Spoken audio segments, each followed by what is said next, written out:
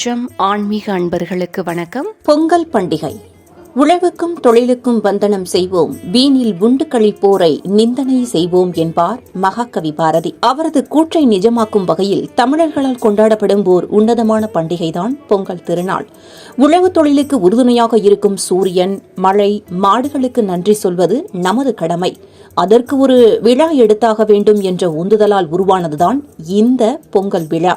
பழையதை, பகைமையை விட்டொழிக்க வேண்டும் என்று போதிக்கும் போகி, சூரிய சக்தியின் பெருமையை பறைசாற்றி உழவர்களை முன்னிலைப்படுத்தும் பொங்கல், எல்லா உயிரினங்களையும் நேசிக்க வேண்டும் என உணர்த்தும் மாட்டுப் பொங்கல், நட்பு மற்றும் உறவுகளின் பெருமையை வலியுறுத்தும் காணும் பொங்கல் என பொங்கல் பண்டிகையின் ஒவ்வொரு நாளும் முக்கியமானதே. பொங்கல் பண்டிகையானது சங்க காலத்தில் அறுவடை திருநாளாக அறியப்பட்டது. சங்ககால இலக்கியங்களில் பொங்கல் பண்டிகை குறித்த குறிப்புகள் நேரடியாக இல்லாவிட்டாலும் தை திருநாளை போற்றும் வகையில் சங்க இலக்கியத்தில் பல்வேறு பாடல்கள் மற்றும் குறிப்புகள் இடம்பெற்றுள்ளன. பொங்கல் விழாவை இந்திர விழா என்று நம் முன்னோர்கள் சிறப்பித்துள்ளனர். தை முதல் நாளில் சூரியன் உதிக்கும் முன்பாக பொங்கலிட்டு சூரியனை வழிபடுகின்றனர். புதுப்பானை வாங்கி புது அரிசியில் பால் பொங்கல் வைப்பது வழக்கம். கரும்பு, மஞ்சள் கொத்து வாங்கி புதுப்பானையில் கட்டி அந்த பானையை அலங்கரித்து பொங்கல் வைப்பார்கள்.